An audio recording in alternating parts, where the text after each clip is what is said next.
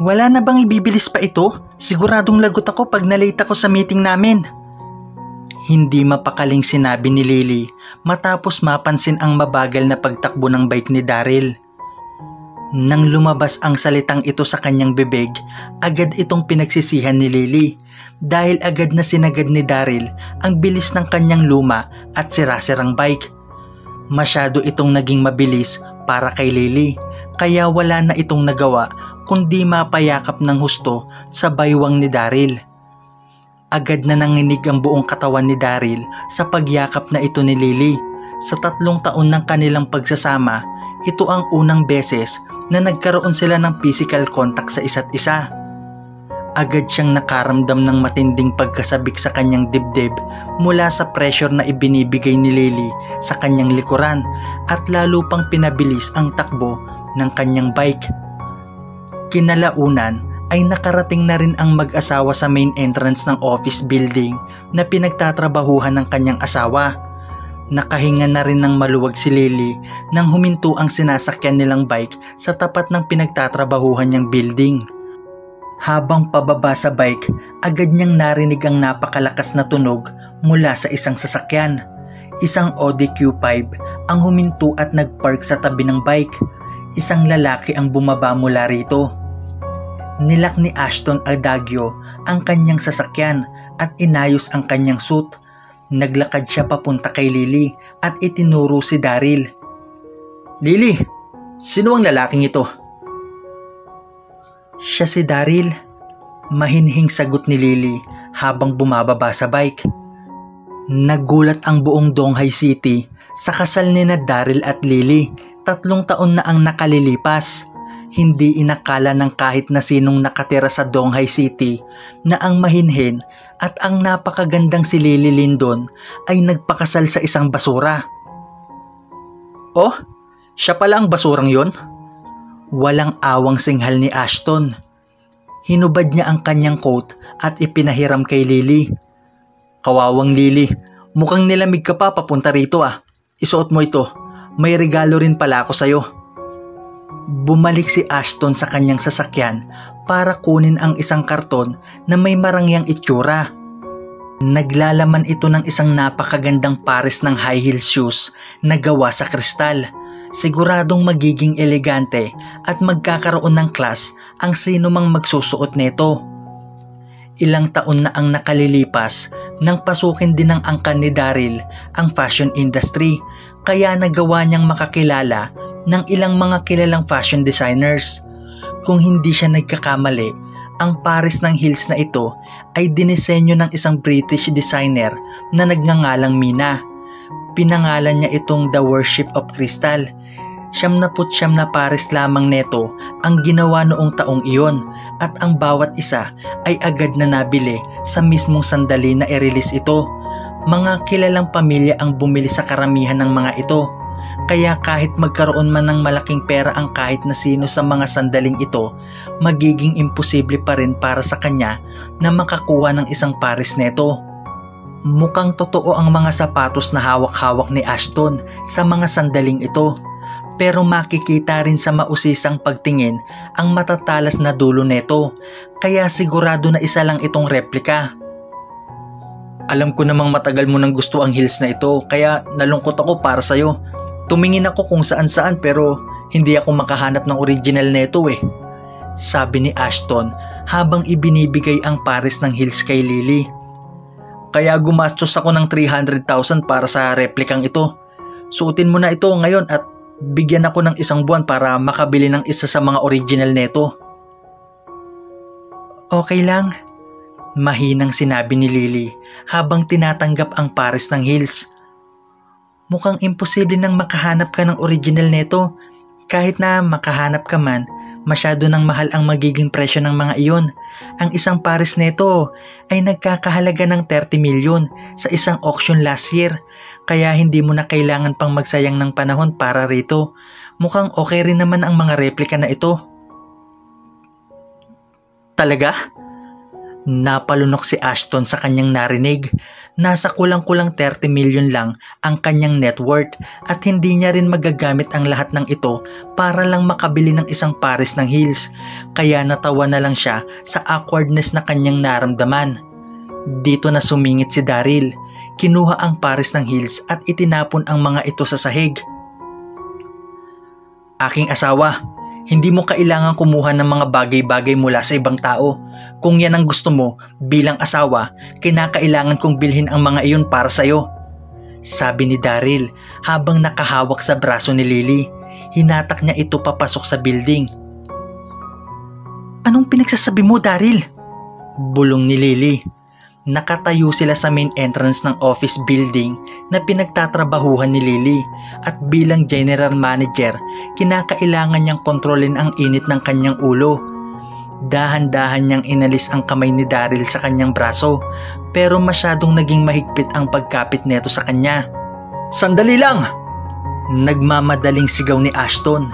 300,000 ang bili niya sa pares ng sapatos na ito kaya siguradong hindi niya ito palalampasin. Anong ibig sabihin nito?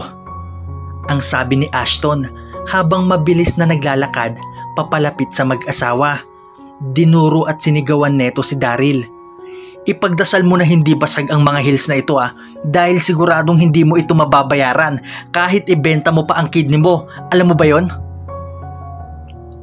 Una sa lahat, asawa ko si Lily kaya lumayo ka na sa kanya. Ikalawa, kung nilalamig ang asawa ko, pwede niyang ipatong ang t-shirt ko na suot. Nang matapos ang kanyang sinabi, kinuha ni Daryl ang jacket ni Ashton at ibinato rin ito sa sahig. At higit sa lahat, ibibigay ko kung anumang bagay na gusto ng asawa ko. Hindi ganoon kababa ang aking asawa para magsuot ng mumurahing replikas, kaya dapat ko lang siyang regaluhan ng totoong worship of crystal mamayang gabi. Isa ka talagang tanga. 300,000 na ang halaga ng replika na ito at kung titingnan ang sira-sira mong bike, paano mo nagagawang magkunyari na mabili ang mga original neto? Agad na nagalit ng husto si Ashton bilang tagapagmana sa angkan ng adagyo. Walang sino man ang nagsalita sa kanya ng ganito sa loob ng ilang taon. At ang pinaka nakapagpagalit dito, ang hindi pagpansin sa kanya ni Daryl habang hinahatak si Lily papasok sa building.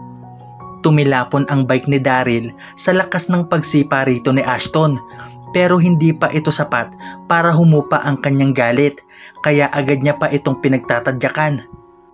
Samantala, sa loob ng opisina ng General Manager ng Neptunus Corporation, umupo si Lily sa kanyang office chair at nanlalamig na tinitigan ng husto si Daryl.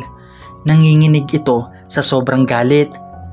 Isa ng kilalang negosyante sa industriya ng real estate si Ashton at sinusuportahan din ito ng nangungunang angkan sa buong Jiangnan, ang angkan ng Darby. Kinakailangan ng Neptunus Corporation ng $5 milyong na investment at pinaplano sana ni Lily na gawing investor si Ashton dito. Pero matapos nang ipinakita ni Daryl kanina, siguradong nagngingit-ngit na sa galit ngayon si Ashton. Hindi ko na dapat sinama rito si Daryl. Wala na siyang ginawa kundi puro kahihiyan. Ito lang ang bagay na pumapasok sa isip ko tuwing nakikita ko siya. Isip ni Lily. Ano pang tinatambay-tambay mo rito? Alis! Walang awang sinabi ni Lily habang nakatitig kay Daryl. Oo nga pala, bulong ni Daryl at agad na umalis sa opisina ng kanyang asawa.